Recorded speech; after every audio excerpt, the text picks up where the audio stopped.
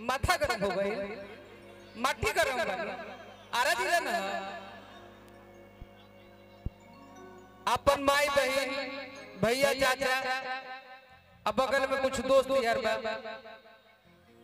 आप सबके बीच में नवरात्रि के शुभ अवसर पे हमने सब कलाकार उपस्थित बानी। साहब की ज्यादा समय ना लेते हुए जाते नागिन के 2 से 3 गो गाना माई के और बाद पहले माई के भजन करीना जी सविता जी गा ली और बाद हमने के लोकगीत गाए कहे कि भैया गाना है बार कोई गा लो लेकिन जे रहुआ गा देनी है ना वही के फैन हम नहीं हो गए नहीं।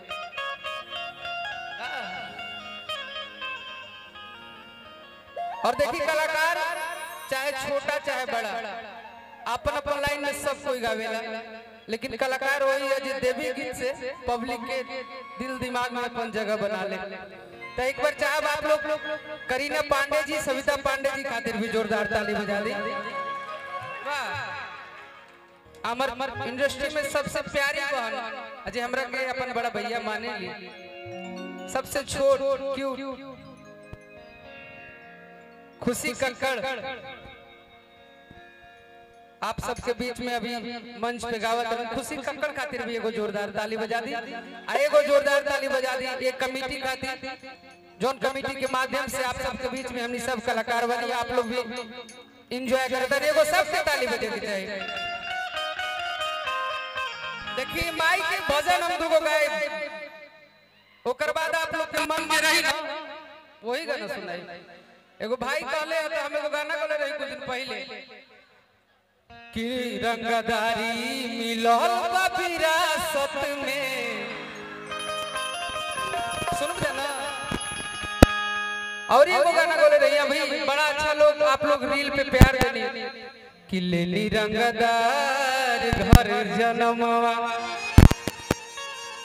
कि डड़वा में धइले बनी हथिया तमाम गाना होई हम बानी तो जहानाबाद के लेकिन आरा जिला से हमरा बहुत प्रेम बा हमारा जिला पे बराबर गाना गाइला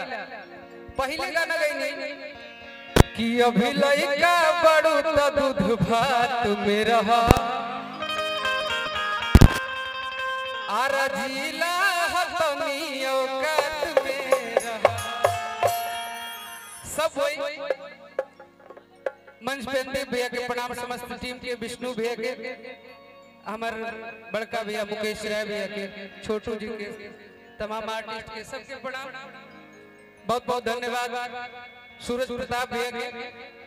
और बाकी सब कमेटी के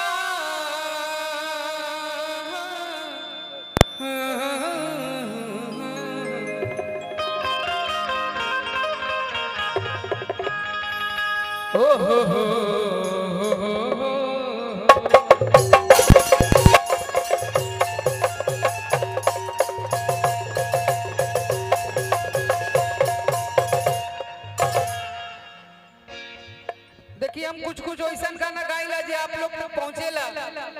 हम बानी सोनो पट्टी के दशहरा में गाना गाइला तो हमर गणमा दिवाली तक पहुंचेला वही पट्टी टकल रह जाला लेकिन अब जाना तने कि भाई लोग सुनी ई बार गाना गाले रही रांची मंच पे हमरा आकाश भी कहले कि खूब मंच पे तो गाना जरूर गई है कि अम्बे जगदम्बे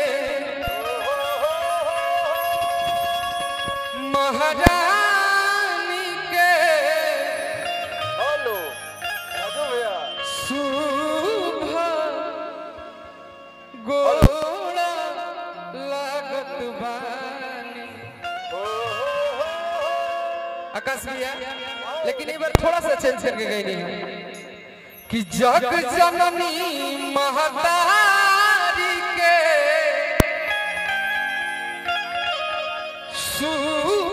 शुभयारती कीजे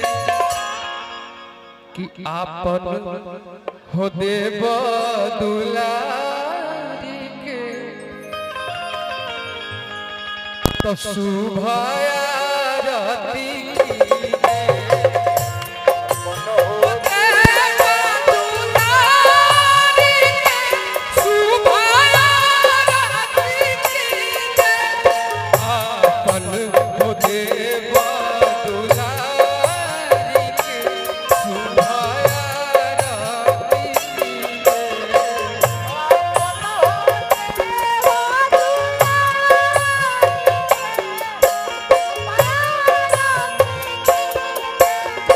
जग जननी महतारी के शुभयारती कीजे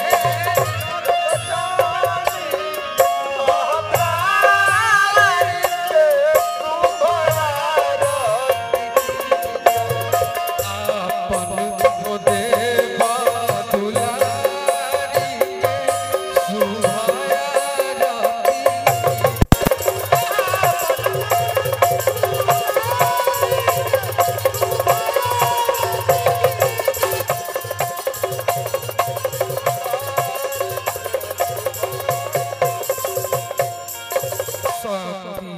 स्वरूप